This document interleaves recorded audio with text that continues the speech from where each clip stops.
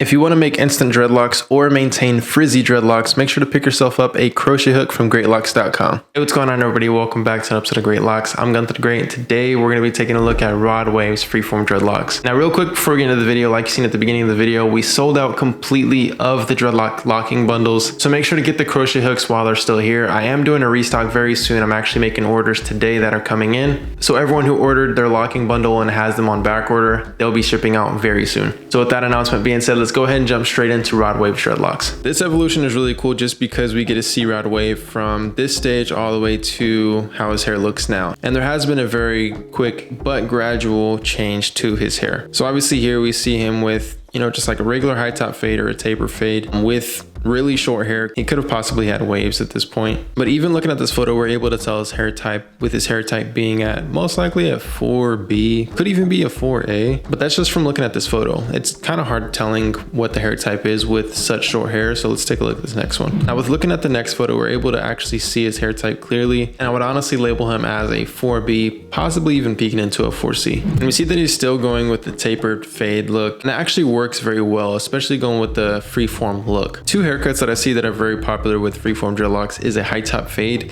and also the tapered look. But right here we do see that it looks as if he used the dreadlock sponge in order to get his hair to look like this texture, but with his hair type being a 4B or possibly even a 4C, this hair texture is easily accomplished with this hair type with only washing and allowing the hair to dry. And I would honestly even recommend not using conditioner. The thing about the 4C hair type is that it automatically wants to lock up. Now it's inevitable with every hair type that it wants to lock up if you don't maintain it or keep it. Like say for instance, if you don't comb your hair, if you don't pick it out, it's going to want to lock up. So that's what we're seeing right here with Rod Wave's hair. So we see Rod Wave still with the tapered look, still allowing his hair to freely form. But in this photo compared to the last one, we're able to see this section starting to come to life. And I'm telling you guys, this is just from the hair being washed and allowing the hair to dry. It's allowing the hair to freely form, not doing anything to it besides washing it. And it's a really simple process, but it is a long process because we don't really see the fullness of his dreadlocks until the very end of this video, which is most likely a year process of allowing his hair to grow.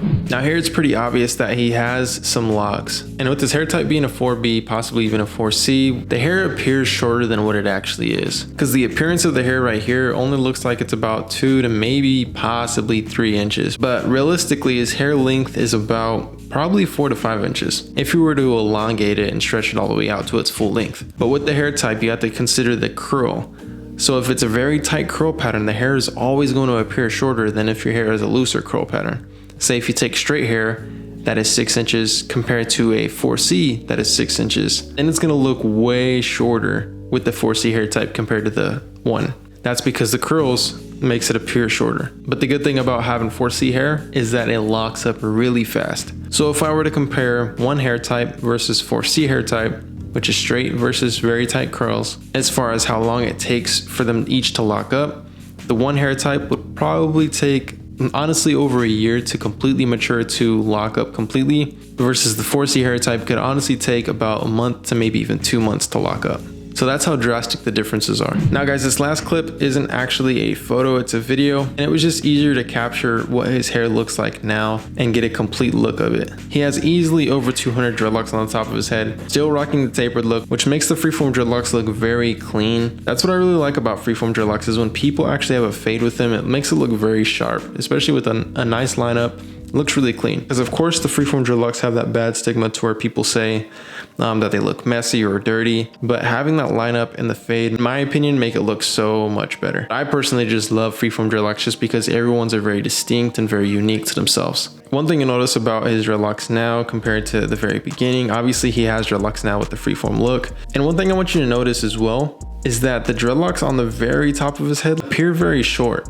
And that could just be from breakage, to be honest. But then the opposite side of that is that if there isn't any breakage, then it's just from clumping. And I use the word clumping very loosely because I don't want to call it a Congo or a wick, just because it's not really a form of a dreadlock, but it could just be clumped up hair in that section that isn't actually sectioned out with dreadlocks. But another cool thing about freeform dreadlocks, and you'll see it on Rod Wave right here, is that he has very skinny dreadlocks, and then he has also quite thick dreadlocks as well. And like I always notice and always point out is that the thick dreadlocks are surrounding his head, so on the sides and the back, just because that hair is thicker, and then the skinnier dreadlocks are on top because that hair is thinner. And that is just for men in general. The thinner hair is always on the top of your head and the back of your head, and the back and the sides of your head is the thickest part of your hair, just because the back and the sides last forever versus the top of your head, to where men typically have thinning hair on top, whether it shows or not. I'm not talking about a receding hairline.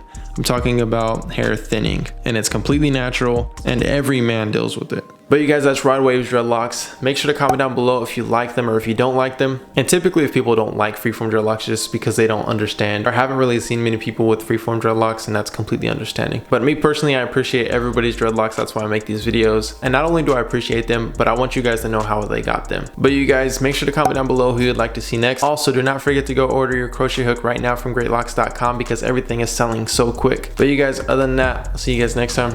Peace.